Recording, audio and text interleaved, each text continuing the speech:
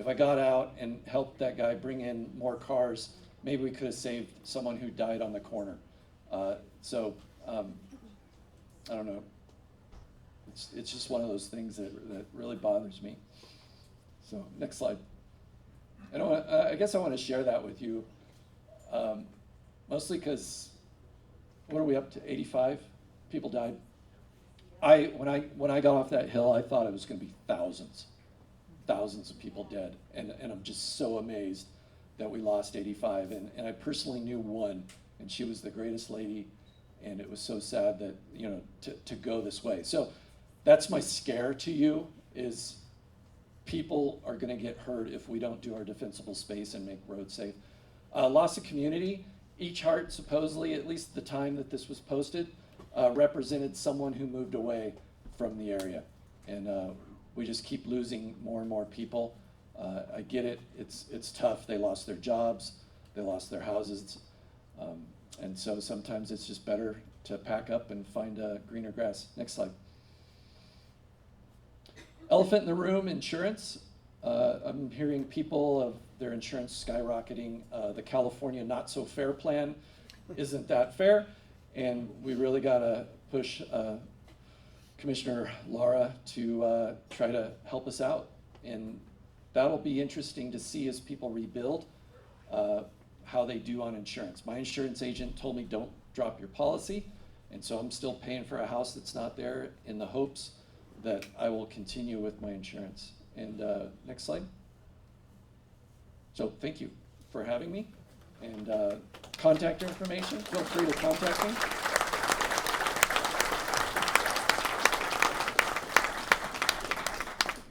Now we can get to that gentleman's question. Well, that depends. I understand that you guys have got to get out of here in time to get home before dark.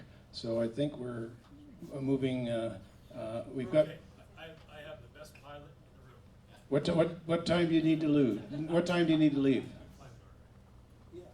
We can fly in the dark. Oh, well, we've got a motel here. We've got food. Are there any questions for Doug before we move on to Sheriff Hanea? Any quick questions for him? If we get to the air by 8, we'll be fine. Oh, that's tremendous. Thank you. Okay. I would read Sheriff Hanea's introduction if I could. I can't see it. Oh, I've got it. Yeah. Corey, am I pronouncing your name correctly? No. Oh. And you're the guy with the gun. I better learn. Sheriff Corey Honey is the elected Sheriff Coroner of Butte County. Sheriff Honey has worked in law enforcement since 1990, and since 1993 has worked in Butte County, initially as a deputy sheriff and later as an investigator for the Butte County District Attorney's Office. In 2010, he returned to the Butte County Sheriff's Office as undersheriff, and in 2014 he began his current position as Sheriff Coroner. In February of 2017, the Oroville Dam spillway crisis occurred, and Sheriff Honey was at the center of that evacuation of approximately 180,000 people from Butte, Yuba, Sutter, and other downstream counties. In 2018, when the Camp Fire struck Butte County, Sheriff Honey was central to the evacuation and repopulation of the burned area. To date, the Camp Fire stands as the deadliest and most destructive fire in the history of California. Sheriff Honey holds a Juris Doctorate from the Taft School of Law and is a member of the State Bar of California. He is an officer in the California State Sheriff's Association, currently holding the office of Treasurer. He also serves as the California State Sheriff's Association's representative in the California State 911 Advisory Board and the California Law Enforcement Telecommunications System. Please join me in welcoming Sheriff Honey.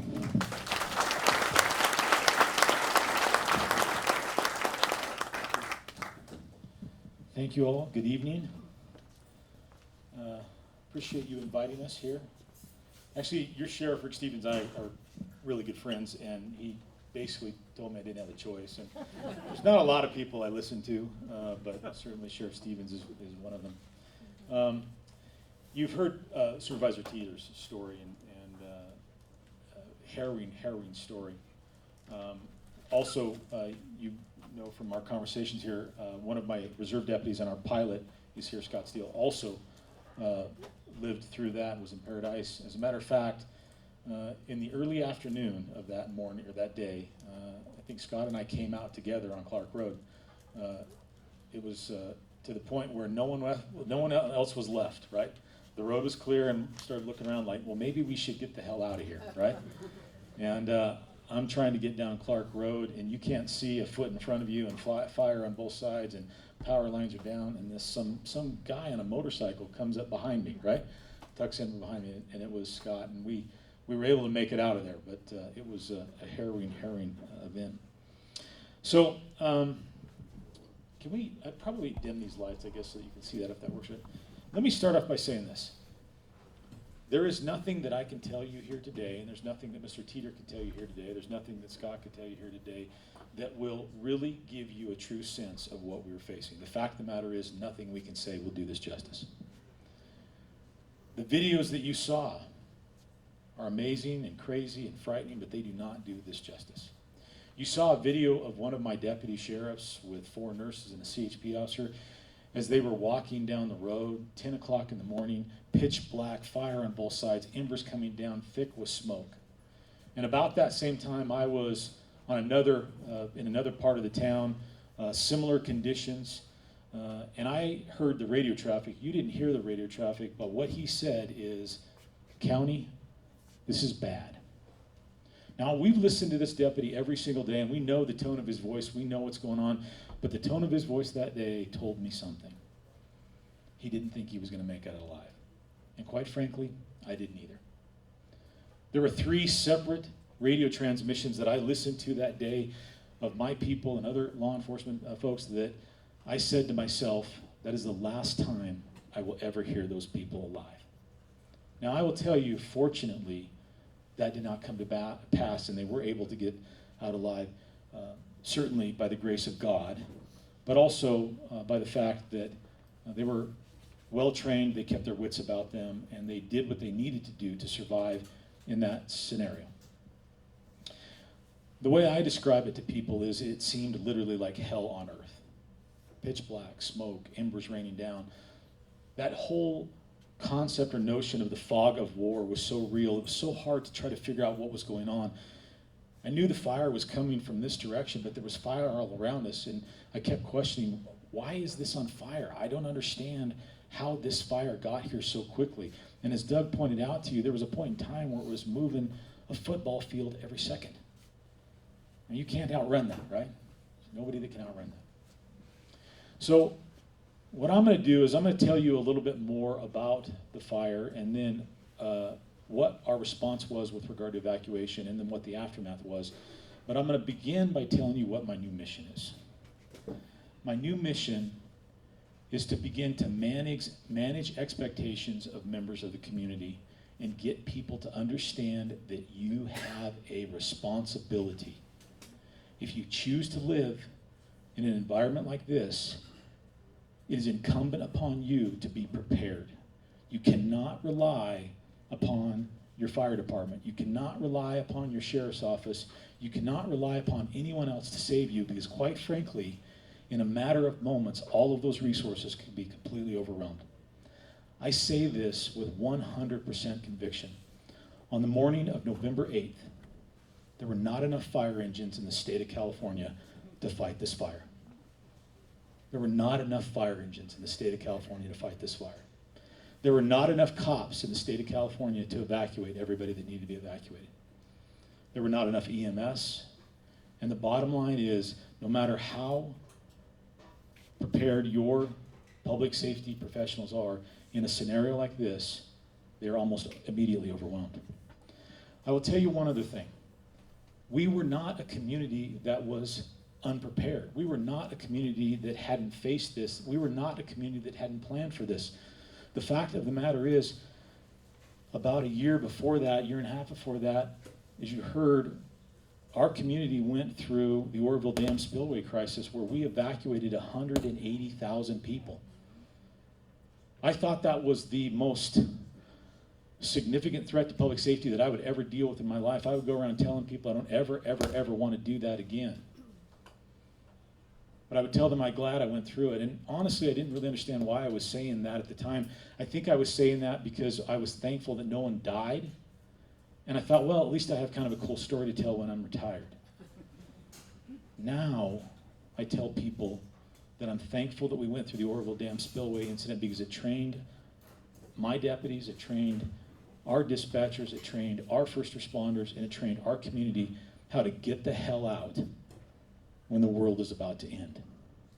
Had we not had that experience, I don't believe that we would have been able to face and deal with what we were dealing with. As I tell people, we were in a race with, this fire was outrunning us before we even know we were in a race with it. Other things that our community did, we had set up, we have a very robust system to notify people, and we had messaged that out, and we got people signed up, and we'd set up evacuation zones. As a matter of fact, the town of Paradise did a practice or mock evacuation about a year or so prior to that, where they turned Skyway, one of the main thoroughfares out of Paradise, there's only 3 of them, into contraflow, meaning they turned the traffic and they sent it the wrong way down the road. Thank God we did that because we practiced that and people had a way to do that. But the fire that we were facing still outpaced our resources, outpaced our plan. Years before that, we built a road up over the hill through Magalia. We paved it. Thank God we did because that became a life-saving route. I tell you that because you need to understand that as a community of our size and our resources, we had our shit together in many respects. You warned them about me, right? Thank you. And even though we had done all those things, and even though all of those things contributed to saving thousands and thousands of lives, we still had to have citizens who were prepared to take responsibility for themselves. We still had to have people who had to help themselves out of the situations that they were in because the resources were overwhelmed. So with that, let me, are you running this guy? Oh, fantastic. Let's see how this works out. Let's hit this thing. So campfire occurred, as you all know, on November 8th, 2018. This picture shows how that fire progressed. Started down here and moved that way. And I was up in this area right here, where my finger is. Sorry. Initially, when I got up there, and you'll notice that there's fire on the other side, and that's where I was confused. Why is the fire coming this way, and why do I look over there and see fire? Well, as it turned out, embers had blown over there and caught that area on fire. The fact of the matter is, oh, fantastic. Yeah, the fact of the matter is that these fires burned and raged for hours before we even knew they were started. Of course, people are calling 911, but our 911 lines were inundated. We took thousands of calls that day. Our 911 lines were inundated. They rolled over to other agencies, other counties. In addition to that, the radio traffic, we were trying to coordinate all of that. And my dispatcher sat on the line and literally talked people through the last moments of their life because they couldn't get out. They talked to law enforcement officers who they thought they would never hear from again. Next slide, please. So a few facts. The deadliest, most destructive wildfire in the history of the state of California. I think I can also say it's probably the deadliest and most destructive fire in the modern history of the United States. There was one that actually killed more people, but it took place quite a number of years ago, and I don't think they were dealing with quite what we were dealing with. The fatality toll, as Doug told you, stands today at 85. It actually might get revised down because we're doing some DNA on some remains to determine whether or not it's human or animal. I tell you that to illustrate what we're dealing with. In many cases, we were picking up small bone fragments. That's all that was left. 150,000, over 150,000 acres burned, 18,000 structures destroyed, including 15,000 homes. 52,000 residents had to be evacuated in a matter of hours. The town of Paradise, with a population of 26,500, lost the majority of homes, but that wasn't the only community affected. There were other communities within Butte County, Concow, Magalia, Honey Run, and there was a point on that day, later that night, around 7 o'clock, where we had evacuated all of Paradise, all of Magalia, all of Concow. We'd sent those people to shelters in Chico, and they're telling me that the fire is now threatening Chico and Oroville simultaneously. And I think to myself, This fire is everywhere. Where is it going to stop? And where am I going to send these people? How are we going to get them out of here? As it stands right now, I guess there's some over 400, almost 500,000 dead trees, and it is the largest hazmat cleanup in the state history as it currently stands, and most destructive, most expensive natural disaster of the year. Next slide, please. So damage estimate right now, 16 billion, significant impact to the local economy, county, city revenue. Many of our evacuees remain displaced today. I'll tell you this. I remember November 8th. There are gaps in my memory as well. There's a lot of gaps in my memory because of the trauma of the entire situation. But there are some distinct things that I remember. I remember hearing the radio transmissions of the deputies that I thought were never going to make it out. I remember leaving my daughter. She's a police officer in the town of Paradise, and I left her at an intersection to try to get to some deputies who were trapped. And I remember leaving her and thinking to myself, I may never see her again. And I remember thinking to myself, if we can just get through today, God, if you can just get us through today, we're going to be okay. The problem is, that wasn't true. We're not okay. That was the beginning, and sometimes I think that was the easiest day, because every single day that has followed past that has been much, much more difficult. Every day there is some new wrinkle, some new unforeseen issue that pops up because of the campfire. It has impacted every single member of my community. It has visited trauma upon us that we'll have these scars for generations to come. Next slide, please. So as Doug told you, 6:30 in the morning, first responders, first reports of the fire near Polga. We start sending deputies there to evacuate this town of Concow. That was already on fire before we could get there. And in talking about defensible space and some other alternatives about sheltering in place, I will tell you that one of my deputies was trapped in Concow with about 100 residents. There was no way for them to get out, and he fortunately had the presence of mind. I talked to him yesterday, and he said, Sheriff, he said, I was sitting there thinking to myself, oh great, I have made a series of bad decisions in terms of getting here in this point. I went down these roads where there's fire on both sides, and now I'm gonna die. There's no way out, there's no way out. And fortunately, he kept his wits about him, didn't succumb to that panic, and he was able to get these residents to move into a meadow that had burned through, and they went and they sheltered in place in the blackened area. They waited there about 2 hours before they were ultimately able to get out. I'll talk more about why that's so important in a minute. But you can see how spot fires, 6:30, 7:45, spot fires are already on the eastern side of Paradise, and I showed you that. Let's pop to the next one.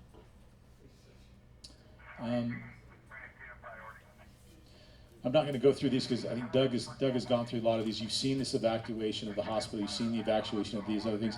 But you can see these timelines. I mean, this is just a monumental undertaking. Go ahead and pop to the next one, please. This is the fire pattern. I won't spend much time because Doug showed you that stuff. There's no way for me to describe to you how overwhelming this was. And there's no way for me to describe to you the fact that we had all of these resources in. Oh my goodness. I didn't realize those young people were in here, and I'm sorry for cussing earlier on. So, okay. You were supposed to warn me. All right. Next slide, please. 83,000 acres had burned by 9 p.m. Starts at 6 in the morning, 83,000 acres burned. Go ahead. And it wasn't contained 100% until November 25th. You can see what a massive area that is. Go ahead with the next slide. So I want to talk to you about our response, and I want to tell you about that so that you have an understanding of what your public safety professionals will have to deal with. And hopefully that will drive home to you the point that you have to be part of the solution. If you choose to live here, you have to be responsible for what could happen here. If you choose to live in the Bay Area, you better be prepared for an earthquake, right? You better be, if you live on the coast, you better be prepared for a tsunami, right? If you live in the Midwest, you should be prepared for tornadoes. But if you live here, you better be prepared for a fire, right? So, talk about notifications, evacuations. We'll talk a little bit about securing the evacuated areas, our effort to locate missing people. our search and recovery and identification of human remains, and the repopulation piece. Next slide, please. So first and foremost, notification. Notifying people that there is a threat is a monumentally difficult undertaking for a lot of reasons. And what I learned out of all of this is you have to have a lot of ways to communicate with people, and even if you have a lot of ways to communicate with you, people don't listen. That's what I learned. People don't listen. And so in Butte County, we have a system called Code Red. It's an emergency mass notification system. It allows us to do a couple of things. It allows us to do what some people call reverse 911. We can call your home telephone and give you a message. And if you've signed up, if you've opted in, and I have done so much outreach in our community to get people to understand that you've got to sign up and opt in if you want us to be able to call your cell phone. Do you know when I get the most signups? The day that I had to evacuate the dam and the day that the fire happened. That's when people give a crap at that point, right? When the world is about to come to an end is when they start giving a crap. All that other stuff, they don't listen to you. They don't listen to you. They have to be threatened with a life-threatening emergency before they start paying attention. I'm hoping that by telling you this, I can wake everybody up in this room, right?